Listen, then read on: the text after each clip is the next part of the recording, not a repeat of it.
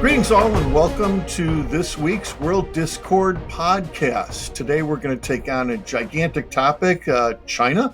Just a few issues going on there. We're just going to cover one or two of them. China is in general engaging in strategic competition with the entire world. They have aspirations to be a regional and a world leader. They have internal conflicts like the Uyghurs in Tibet. We may get into those in future episodes. Today, we're going to focus on two of the main areas that we hear about China in the news, Taiwan and the South China Sea. And as usual, we'll do our best to get beyond the news. We've got an expert here who is going to be talking with us. Joel will introduce him in just a moment. A very quick background. Taiwan is the central but not the only issue in this area. There's been a conflict that started with the Civil War, and Taiwan, the Republic of Taiwan, moved to the island of Formosa in 1949. Now, the ongoing question is, which China is China? Communist China or the Republic of China? There's the issue of control of China over Taiwan, issues of international relations and trade, question of a potential conflict, or is it just posturing? And then we also have a question that's attached to Taiwan, which is what's the deal with the South China Sea? This is one of a number of potential conflict areas in the region. The sea is bordered primarily by China, Taiwan, Vietnam, and the Philippines. It's been contested in one form or another and has been an area of conflict since at least 1974, but various parties make claims going back decades before that. There are a few central issues here. The first is it's a very tight area, and control of these islands in that area is very important to territorial claims. The second issue is 21% of the world's shipping goes through the South China Sea. This is an incredibly important economic zone with over $3 trillion a year in shipping. And probably the most important issue is the potential untapped resources in the area, particularly oil and natural gas. I did some quick lookups, and experts say there may be over 3 billion barrels of oil and over 40 trillion cubic feet of natural gas under the water in the islands of the South China Sea. That's the highlights. Let me turn it over to Joel to introduce our guest, and we'll get the expert in talking about this. Joel, how you doing today? Doing all right. Thanks, Brian. We are really fortunate to be joined by Professor Eric Heginbotham. Eric is a research fellow, is that right, at MIT's Center for International Studies. And previously, he was at RAND, where he was the lead research scientist for China, Japan, and regional security. He's the lead author of a RAND publication, the U.S.-China Military Scorecard. He's often consults with government officials on security issues and is a former captain in the U.S. Army Reserve. So thank you very much for that service, Eric. And just as a side note, when I was a grad student at MIT and Steve Meyer's Soviet Security Studies Working Group studying the Soviet Navy, Eric was a grad student, but I believe we never crossed paths on campus at the same time, but we have many friends and colleagues overlapping over the years. So again, Eric, thank you for joining us today. And maybe if you don't mind, can we start with the South China Sea? Because I think everyone's heard about Taiwan and thinks they know a little bit about it, but even I sort of wonder, not just what do we mean when we talk about the South China Sea, but why are we talking about it now? Like, why is it all of a sudden periodically in the news, and why is the U.S. As a military security issue suddenly so concerned about it? Well, thanks, Joel, and thanks, Brian, for having me. It's a pleasure to be with you today. Right. So the South China Sea has emerged again as sort of a hot button issue. It's certainly not the first time. As you said, it comes up periodically, right? So Taiwan has sort of been the central hotspot for a while, if you will, at least in terms of competitive dynamics. But South China Sea is back in the front page. I think you spelled it out pretty well in the introduction, Brian. South China Sea is fronted by a number of different countries. There are overlapping territorial claims or claims to EEZs, exclusive economic zones, throughout the area. If you look just in the Spratly Island area, which is sort of south central South China Sea, there are a number of claimants or contestants. China's claims overlap with the Philippines, Vietnam's, Malaysia's, and Brunei's, and you can include Indonesia too as well if you're thinking farther south in the Natuna Islands. So there are a bunch of overlapping claims. China's are somewhat unusual or unique in the sense that, well, two ways really. First of all, they're based on historic rights, which have been laid out by China. There's a 9-dash line, which sort of circles China's historical claims. The other way in which they're unique is that is really their geographic scope, right? So they extend all the way to the southern portions of the South China Sea. They include territorial, the continental shelf of several countries. Basically, they encompass virtually the entirety of the South China Sea. So they're unusual in those two ways. Now, Eric, if we could for a second, let's get a little technical here. I've got some expertise in law of the sea, teaching international law, but you talk about this 9-dash line, and most human beings just have no clue what that means. My understanding from the UN Conference on the Law of the Sea is that there's normally a 200-mile exclusive economic zone for every country, except when countries are closer than 200 nautical miles together, and that includes islands. So your territorial zone, exclusive economic zone, can kind of look like a patchwork if there are islands involved or if countries are closer than 200 miles together. Can you tell us how that affects this area and what's happening here? Sure. So you're right. Essentially the law of the sea includes areas 200 miles out. There are other factors which affect claims, continental shelves, islands. And as you say, when you get areas that are closer than 400 miles to each other, then the median line generally dictates. But there are a number of sort of technical issues there about how those lines are drawn. There's the drawing of baseline to points along the coast, and then the extension of those lines outwards from there. So China's claims, the 9-dash line, is not based on any of that, right? It's a historic claim. The Philippines took them to international arbitration, which was concluded in 2016 at The Hague, and found that there was really no basis in international law for China's claims, right? So, of course, China immediately dismissed that as being not relevant to their continuing claim over the South China Sea. But, it has been adjudicated, and China's claim is not based on those legal principles that are established by the law of the sea. But China sorry, I was going to ask, China also, and I don't know if this is relevant to Brian's question directly or not, but heard over the years that they've made some man-made islands in the sea is that just to try to extend make a claim to extend their legitimate legal reach, or is that not really what it's about? Right. So that was really a fascinating development that I don't think was expected or predicted by anyone, right? So between 2013 and I think really starting in 2014, 2015, but really in just a handful of years there, China dredged up large portions of the South China Sea and effectively built 7 new, quote unquote, islands on the back of what had been, reefs and, effectively undersea features, right, in the South China Sea.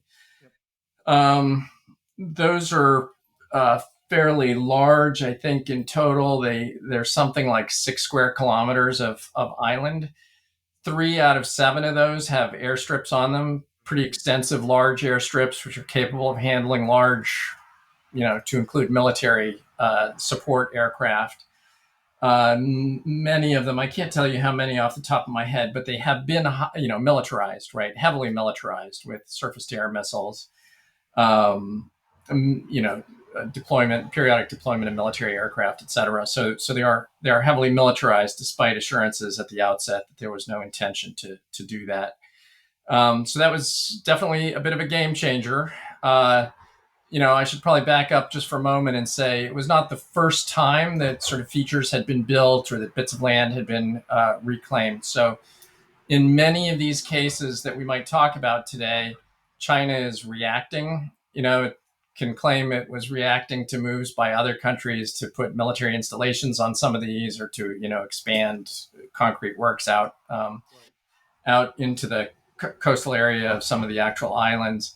But the other very significant point here is that the reaction is, to the extent it's a reaction, is not symmetrical, right? It goes far beyond what anyone else was doing at the time and creates a new status quo. So, is anyone else mostly us, the United States, to be clear, or is it more regional actors? No, other regional actors, right? Okay. So, as I said, a number of those islands are occupied or owned by other states, right? And some of them have presence on individual islands, to include Taiwan, right? And Taiwan's claims overlap with those of China, but Taiwan obviously is not pursuing its claims in quite the same way that China is. Right. Let's talk a little bit about, you mentioned the militarization of some of these islands. One of the things that occasionally makes headlines here is the idea that U.S. ships are going into this area. And from U.S. perspective, it'd be challenging China's claims. From China's perspective, it'd be infringing on Chinese territory. How often has that come up? Is that a significant thing that we should be looking at? Or is that just kind of playing brinksmanship and not likely to cause any big issues in the future?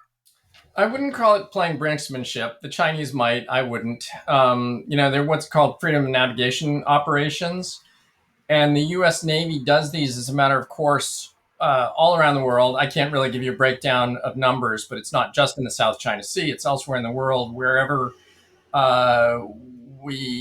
wherever the U.S. feels a need to, assert or continue to maintain that freedom of navigation, right, in areas that we consider international waterways.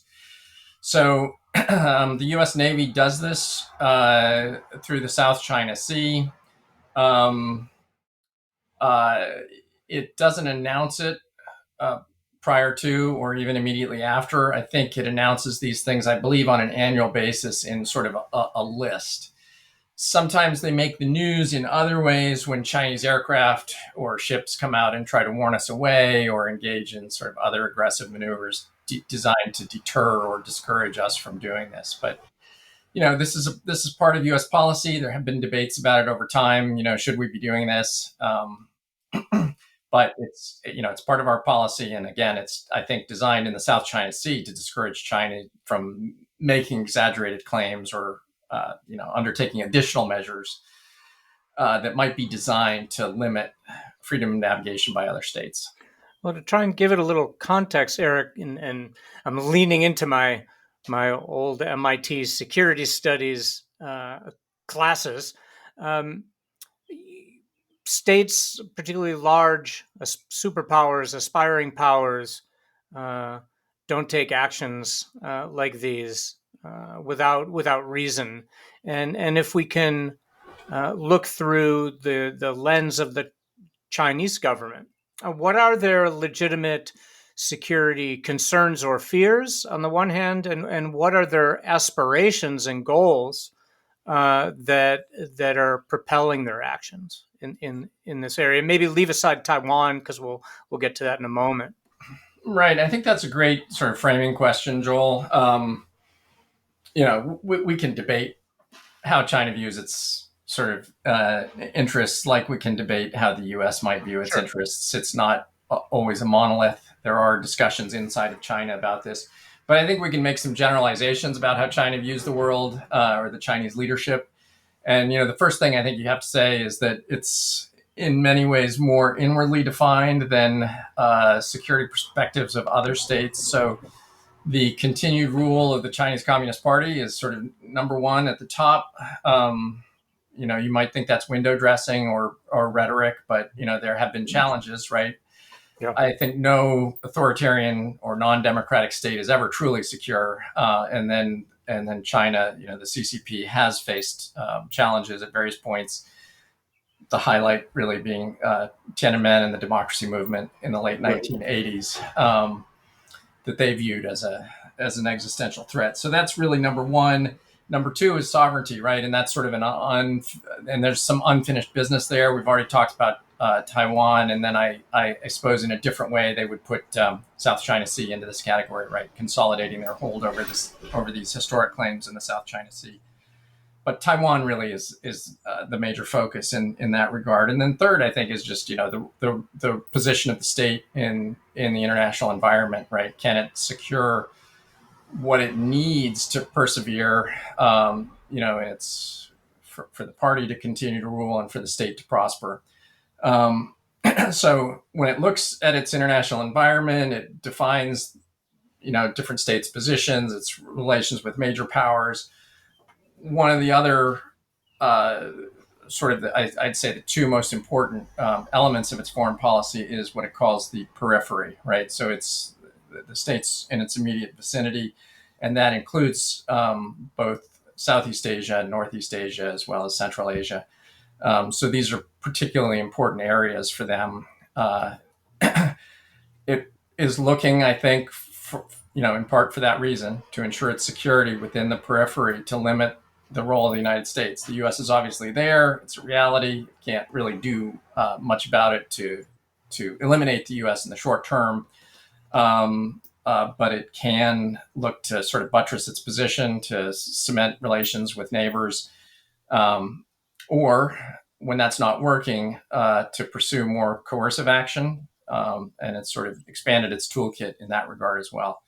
So, right, the periphery and these areas that we're talking about today are sort of central to China's perception of its own security and what it needs to accomplish. Eric, one of the things you didn't mention there was natural resources. I often hear about that in the news, but I've also heard it's largely untapped. Is oil and natural gas important here, or is it kind of a side issue and a nice thing if they get it? It's a great question. I think, as you highlighted quite rightly in your initial comments, now there's an understanding that there is quite a bit of natural gas and oil, under the sea there. But, I would say, when all of this started back in the day, those reserves were not proven, and China still made those claims. In fact, some of the first arguments that concerned resources and China's need to secure those resources were made by the Chinese Navy and think tanks that it established to sort of consider or think about resources in the South China Sea. So, there were some, bureaucratic actors involved that predated the more general discussion within the Chinese state. So, yeah, I mean, if we look at energy needs, China imports, as a large importer of oil and natural gas at this point. It used to have very large reserves onshore. Those are drying up pretty quickly. It still has a lot of coal and still uses a tremendous amount of coal in its economy. It's largely a coal-fired economy, despite its efforts to change that balance. It would like very much to change that balance. Mm-hmm. So, not only is it access to those resources and ownership of those resources, but also the security of those resources. So one of the problems that Chinese strategic planners often discuss is what they call the Malacca dilemma, or the Malacca problem. And that is that most of China's energy requirements or its imports come through the Malacca Strait, right? So it has some pipelines that go directly to sources of oil in Russia, for example, but those are small, right, in comparison to how much it imports by sea through the South China Sea. So if it can secure energy resources within the South China Sea that it can actually defend, then that would certainly be seen as a big boost to its energy security. Okay, makes sense. Who's most threatened? Which state? I mean, the United States always feels threatened about everything that any of the major powers does in sort of its global geostrategic game. But of the states in the region, I hear most about the Philippines, but are there others that really are appealing to the U.S. and others to balance against China, or is the Philippines really the most threatened territorially, strategically, economically, or am I missing something in that? Um, my short answer would be it's complicated, right? Which I'm sure you can guess. That's why I asked it that way. Yeah, and I guess you have to think about different types of challenges and problems, but I'll start maybe from the outside and work my way inside a little bit. So, the U.S. has concerns. Maybe we'll want to talk about these in more detail later, but about, balance power within the region, security of allies. But then the allies themselves are very concerned with what's happening in the South China Sea. So, and these are the major allies I'm talking about here. So maybe I shouldn't bin them that way. But in any case, the large economically developed allies, so Japan and Australia, are very concerned by what's happening for slightly different reasons, but overlapping. So from Australia's perspective, Southeast Asia is its backyard. It's also what it has called in the past its northern approaches. As you know, during World War II, the Japanese bombed Australia from positions in New Guinea and its aircraft carrier fleet. The Japanese also tried to sort of cut off Australia's external sources of support, its lines of communication with the United States by landing in the Solomons. So all these areas are kind of back in play, right? To the extent that China has this presence in the South China Sea and then in the Solomons itself, right, in these other areas, Australia is extremely concerned about that. So it is looking to ensure that China doesn't make further gains through coercive acts, right? Through violations of international norms, etc. Japan is in a somewhat similar position. I mean, it actually has some territorial disputes with China over the Senkaku Islands, as well as that boundary on the EEZ and the energy that's in the East China Sea. But maybe more importantly to the South China Sea is Japan's position within within Southeast Asia. So it's always had an enormous economic presence there. Thailand, for example, is I think the world's third largest auto producer, right? You probably can't name too many, auto brands that come out of Thailand. It's because they're producing parts for all these Japanese companies. So there's this enormous reservoir of economic investment throughout Southeast Asia. As you mentioned, it's also the supply line for its energy coming from the Middle East and other trade goods, right? So Japan is very concerned about Chinese behavior in an immediate sense. It also is very concerned about its position in Southeast Asia. So that's kind of a second layer. We could talk about India. I won't do that right now, but in the interest of getting to Southeast Asia itself, then it is complicated within Southeast Asia. So if you look at global attitudes towards China, for example, negative in the United States, negative in Europe now. That's a bit of a change. It's quite negative now in Europe. And by negative, I mean, large majorities have an unfavorable view. Much more mixed in the developing world. So pretty favorable in Africa, for example. Southeast Asia, a little bit of a mix, but still relatively favorable views in many countries, which is not to say that there aren't big problems. So the most intense sort of territorial disputes are between Philippines and China and between Vietnam and China. Joel, I think you highlighted the Philippines, but Vietnam, I would say equally large issues. For one, China seized the Paracel Islands shortly after the Vietnam War. So, when we talk about the geography of the South China Sea, towards the south, sort of south central is the Spratly Islands, but up north, sort of equidistant from Hainan and Vietnam are what are called the Paracel Islands, and China managed to seize those at a time when Vietnam effectively didn't have a navy.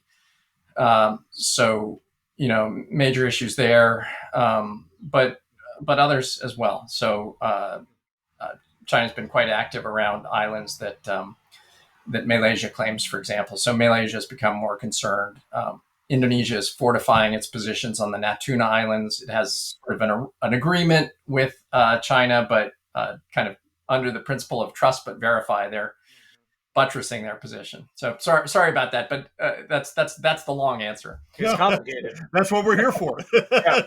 We want to get beyond the headlines on this stuff. So let's turn, though, for a minute, or for the last half of the show, and turn to Taiwan. This is, for a lot of people in the United States, a major concern. I think there's a good question of how big the concern really is, but it hits the news a lot. And a lot of legislators like to talk about this as a giant threat. The enormous neighbor Taiwan, or enormous neighbor China, rather, next to the tiny neighbor Taiwan. China obviously wants power over Taiwan. This dispute goes back to post-World War II, to the 1940s. What are we really looking at here? It's an incredibly complex relationship, both with the United States and with the world, and with those two areas. What do you think we should be looking at as our primary concern or concerns? Yeah, I mean, I guess I would have to put that in the plural. And if I taught courses on this, I would, be able to tick these off 1, 2, 3, 4. I'll try to do that anyway without having done this, without having a list predefined. But one right off the bat is our relationship with China, right? So that's something we're obviously concerned about here. So if there's a conflict over Taiwan and we get drawn in, then we're potentially at war with China. So China is a major nuclear power, becoming a bigger nuclear power, near peer competitor in the nuclear domain now.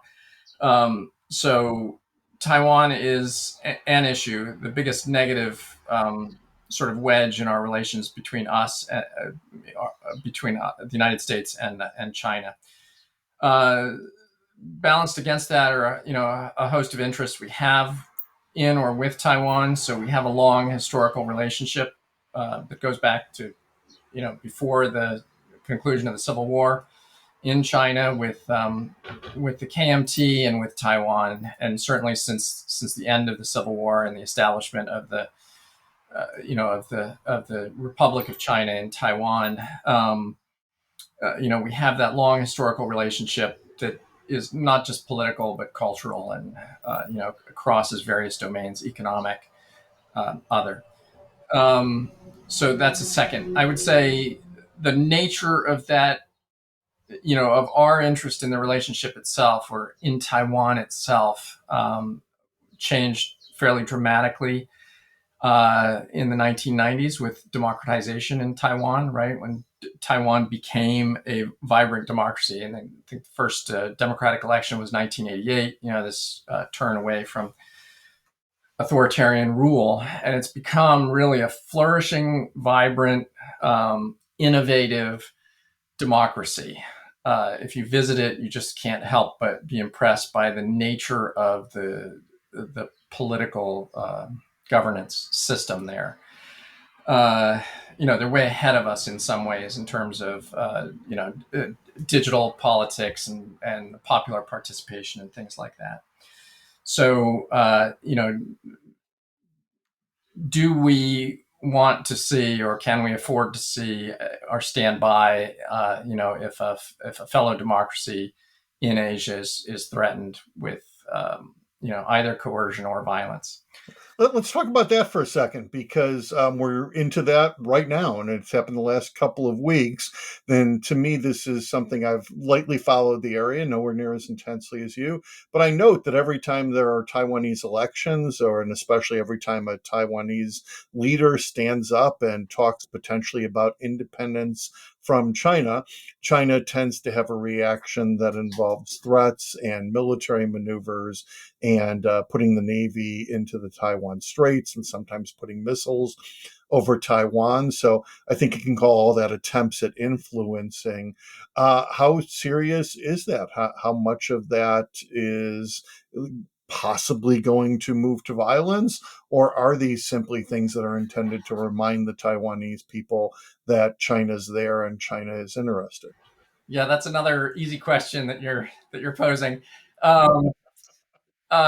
Right. So I'll just step back a moment and say, to continue for a moment what I was saying earlier. That Taiwan's democracy gives us additional interest in that relationship.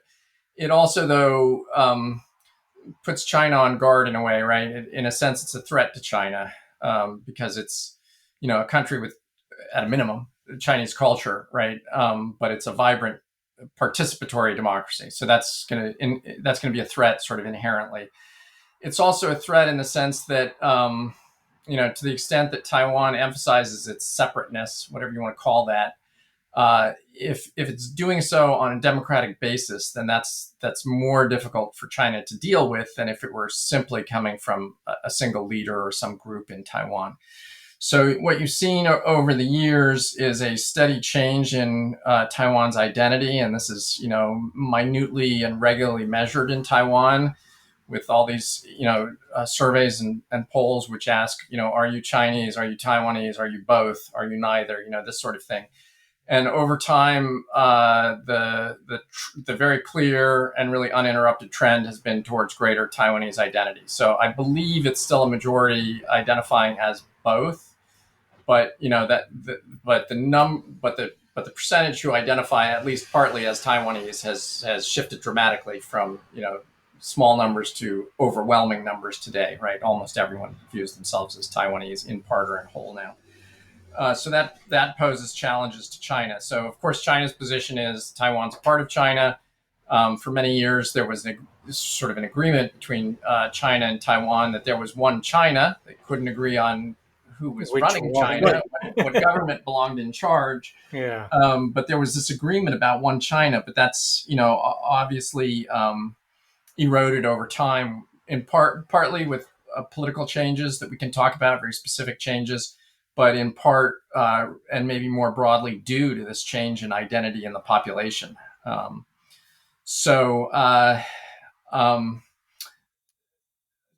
China has cultivated relationships with actors in Taiwan who want to have a closer relationship with China. There are, for example, the Kuomintang, the old ruling party, has been more supportive of one China policies over time. So I think China looks or hopes that the Kuomintang will continue to do that it will win elections, that it will sort of bring the rest of Taiwan along with it. That hasn't happened recently, obviously. China has instead sort of flipped to more coercive policies against the more pro-independent or pro-separate party, the DPP, Democratic People's Party, and their presidents. So the last two presidents have been DPP presidents, Tsai Ing-wen, and then the new president, Lai Ching-te. And China has expressed its dissatisfaction both with that party and its positions by sort of cutting off political discussions with them through these various avenues that they did have available to them, and limiting other forms of intercourse. Can I ask you, on the surface level, for someone who doesn't study China closely, I think about how you describe Taiwan now. And if I think back a quarter century ago to Hong Kong, very much tied into the global economy, a financial center, enormous Western interests in Hong Kong, people there used to living in sort of a more liberal, open society, and threats and concerns, tensions with the West over China's intentions towards Hong Kong, and yet China pretty much has successfully established political control over Hong Kong with almost no consequence really to it, given what could have been. So is that not necessarily the future course for Taiwan? And why would you, if not, why would you say not? How is Taiwan different in this sense? It's different in a couple of senses. I mean, I'll cut right to the chase here. The biggest difference is that there's a lot of water between Taiwan and the mainland, so it's defensible, right? Yep. Got it. It's got its own army. Difference then. Right. So there's a big strategic difference. It's got its own army and navy and air force. It's got a Marine Corps. I mean, it's got a big military force. Thanks to us, largely, correct? What's that? thanks to us largely, right? Largely, yes, and we can get into their capabilities. They really need to be doing more than they are, but yeah, but the point remains, right? They function as a de facto independent state, right? They've got all the trappings of a state, um, and they've got this major water barrier, which is significantly larger than, for example, the English Channel. I think it's about 100 kilometers wide, whereas the English Channel, I think, is closer to 25 or so. So the Taiwan Strait is a major barrier and it's defended. So that's the major difference. There are other important differences. I mean, Hong Kong had a very different status, right? It was leased by Britain from China. The intent was, or at least the ostensible intent was always return, right? There was never this image that Hong Kong could be separate and play a separate role indefinitely. So there are some major differences. I will say though, the change in Taiwan. So the agreement or the assurance that China provided to Hong Kong and to the British was that they would respect Hong Kong's governing system, right? So it would become, one state, two systems. That was the mantra, and of course they've violated that in spades, cracked down on democracy agitators, and sort of instituted Chinese law within Hong Kong for all intents and purposes. The mantra vis-a-vis Taiwan had been precisely the same: one country, two systems, right? That was their recipe for the return of Taiwan.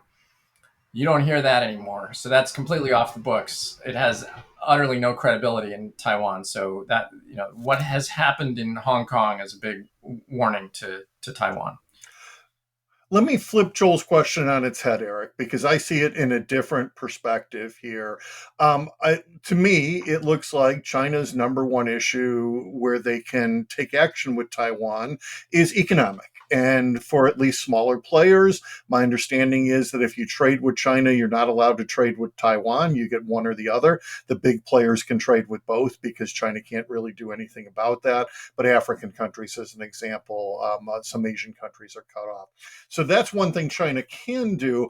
Looking at this whole situation, though, and from what I've heard, it very much fits with your analysis.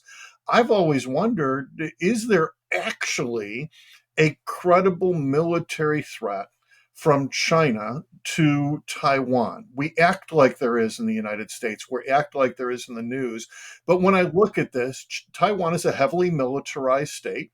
They would have no way of defeating the Chinese, but especially given the U.S. 7th Fleet sitting in Japan and in the area who would support them, is there any way China could ever defeat Taiwan? They could probably destroy it in a couple of days if they wanted to get rid of the country, but there'd be nothing there. Is it practical in any way to consider that China might invade Taiwan? So as you said, there's a lot of talk about it in the U.S. to include in defense circles. It is a sort of a planning scenario. I think as long as the U.S. Is an actor, right? As long as it's committed to the defense or intervenes on behalf of Taiwan, it is an enormous stretch to think that China could win this. So I'll back up a minute and say, when we think about China's potential use of force, there are various types of scenarios that people do talk about. There's sort of coercive firepower strikes, which is sort of pure coercion through violence, right? But not an occupation. So that's got a lot of problems, as we know from the history of bombing campaigns. They don't usually work too well. Blockade is a second one, right, that I think has become sort of front and center in the discussion right now. I'll come back to that one maybe later or down the road here. But invasion is the third one, and a few years back, it was really a hot topic when folks at the U.S. Indo-PACOM Command were talking about potential war by 2026 or 2027. But an invasion scenario is enormously problematic. It's extraordinarily risky for China under current and sort of immediate future terms, like I would say out to 2028, 2029 timeframe. Have to cross water with an amphibious fleet. Ships today, just where we are in technology, you've seen Ukraine. We also saw this even as far back as the Falklands War. in the missile age, and with current defensive capabilities, ships at sea are extremely vulnerable to missile fire. And, the big change between the Falklands is today is that back then there were a handful of missiles out there, right? So the British fleet was extremely concerned that Argentina had 5 Exocet missiles that it launched from the air. Today, we have literally thousands, right? Defensive measures may have improved somewhat, but the firepower is just really overwhelming. And for an invasion, you need to protect an amphibious fleet. If you look historically, invading a large island takes a lot of time. So weeks, generally months, really. If you're talking about defeating a large army on the shore of a large island, that's a months-long problem. And in the meantime, you need that connector, right? You need your amphibious ships or some kind of shipping to provide that connection. It is true that if China were able to take ports and airports, it could sort of expand that connection out and include civilian aircraft and ships. But again, tens of thousands of missiles, or at least, I'll say tens of thousands of U.S. missiles. We can put ports and airports out of commission reasonably easily. So yeah, I completely agree that this is far-fetched. And unlike, say, China's not terribly happy experience when it invaded the northern part of Vietnam in 1978, 79, it would be hard to cast this as any sort of victory if you've got like a large group of Chinese POWs on Taiwan. It's just going to be a whole different thing. So yeah, I think that's far-fetched, and blockade has its own problems. But I was going to ask, like, do the extent to which the United States and its allies have devoted military equipment, resources, and support to Ukraine and to Israel too, those ongoing conflicts, does that make China more ambitious or more reserved? In other words, they could be more ambitious because we're so stretched thin, and supply chain, like our ability to ramp up production of armaments is very well known. We're way behind. We're starting to run thin, particularly when it comes to like air defense systems, right? Like we just lack of the systems to provide Ukraine as much as they ask for them. They simply don't exist in the numbers they need. So does that increase the China's ability or desire to be adventurous, or does it make them more cautious given how ferociously we have been supporting Ukraine? Like, which way does that tip? So I think for the most part, it operates against the idea that they could invade Taiwan. We could talk for quite a while about, weaknesses in the U.S. defense industrial base and problems that the U.S. has and what it should buy instead of what it's buying. I mean, I'm not going to sit here and argue that the U.S. is doing all the right things. It's not. Much less that Taiwan is doing all the right things. It has a lot of problems on the military side, which really shouldn't be overlooked. I mean, they really need to do a lot more. But all that said, I think for the most part, if you look at the experience of Ukraine, it's not just that the U.S. has come sort of energetically to the aid of Ukraine, but I think it's also what the technology is demonstrating. The uncertainty in ground combat, right? So if you're China and you want to do this, going back to what I said earlier about the duration of a campaign. So while this ground campaign is happening, it needs those amphibs to be sitting off the coast.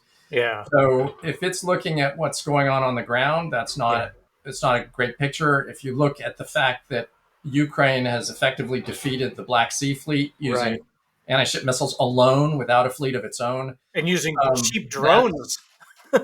Yes, right. Yeah. And drones, right. No, absolutely. So I think all these things would be, worrisome would be the nice way of putting it. Terrifying, I think, would be another way of putting it. If you're a Chinese planner and thinking about how this might apply to an invasion of Taiwan, I don't think it's a happy vision. And Eric, on this particular topic of invasion, let me just add and ask two things here that noticed on the side. One is, so far in the past 20 years, the US and Afghanistan and Iraq and now Russia and Ukraine have been able to invade, but even US and Afghanistan and Iraq, we can't take control of anything. We can't make a country do what we want it to do. Is there any reason to think China would do better in Taiwan? And then let me add to that, what we haven't talked beyond the military are probably the insane economic ramifications to China if they ever did something like Right. that. They focus on world trade. How much of that would be in doubt and in jeopardy if they ever made a move like this? Right. So I think both of those are good points. On the control side, if China ever took undisputed control, and by undisputed I just mean in a conventional sense, right? If the U.S. backed off and it owned Taiwan, in the superficial sense that it occupied all the cities, I think it would be able to suppress opposition. So I don't think this would be Afghanistan. China's got means to sort of change people's incentives in ways that would enforce cooperation. That said, though, unless and until, right, that assumes occupying all of Taiwan cities. It would be another complication on the road to victory, right? So now there's another thing they would have to worry about is opposition in sort of the backfield as they're trying to go forward. On the economic side, absolutely. I haven't really mentioned that, but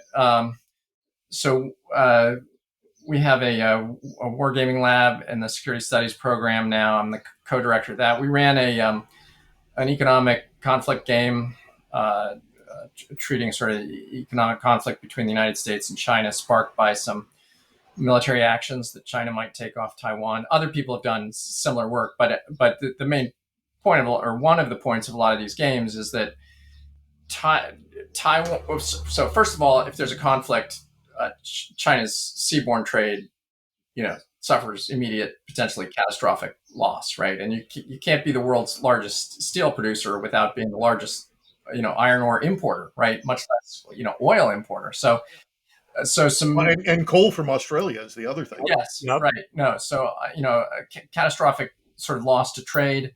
But in addition to that, one of the things we really shouldn't overlook is Taiwan's role in the Chinese economy. So obviously the inverse is also true. The opposite is true, that Taiwan is highly dependent, maybe more dependent on China. But if there is a conflict across the straits, you're taking out really an integral part of China's economy by taking out the Taiwan component. So a lot of China's high-tech exports are generated in Taiwanese factories on the mainland. A huge amount of Taiwan's investment is on the mainland. A huge amount of its trade is with the mainland. So, an enormous economic risk. And we talked earlier about the sort of domestic components, or focus of China's security perceptions, right? So what harms China's economy is also a political and social risk to the Chinese regime. Well, maybe Eric, we wrap up with one final question. It's got two parts, and they're the most annoying questions I get asked about Ukraine. So I like firing those at people like yourself. What do you foresee in both of these, in the South China area generally, Taiwan and the rest, in the medium term future? What's your prediction for what will happen? That's part A. And part B, what would be your advice for U.S. policy in light of what you expect China's actions to be? And we're including Taiwan in this as well? Yeah, let's make it really easy. So right. I would say a couple things. First of all, we shouldn't expect any fundamental change in China's foreign policy, right? These are China's claims. They relate to its sovereignty. It's what it calls its core interests and legitimacy. So we won't see any changes to its claims. That said, sort of short term, I wouldn't expect, could be proven wrong, but I would not expect things to escalate much. In fact, I think what we're seeing right now is some effort by China to launch another mini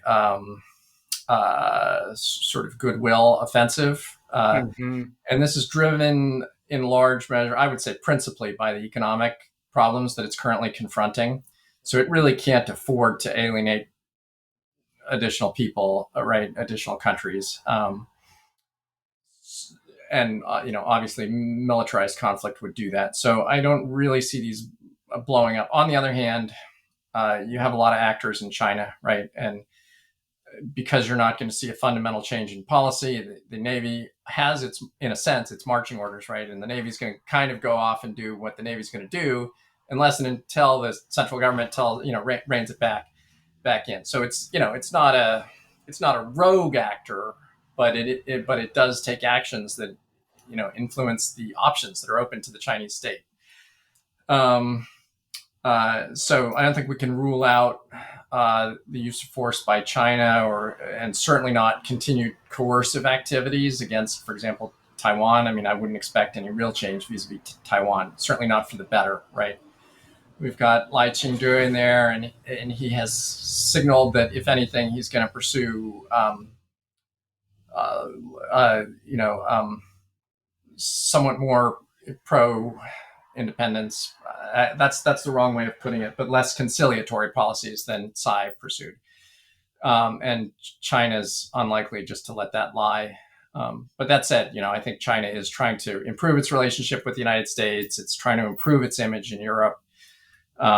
It's certainly doing all it can to influence actors in Southeast Asia, in South Asia. So yeah, I don't foresee any major, war, certainly not one caused intentionally by an effort to further shift the status quo. Great. Well, Eric, thank you so much for sharing your insights with us. Really appreciate your time and again on short notice. So thanks so much, and hope to have you again. If developments change in the area. But it's been really nice. Thank you. Well, thanks to both of you, Joel, Brian. Really appreciate it, and I enjoyed the conversation.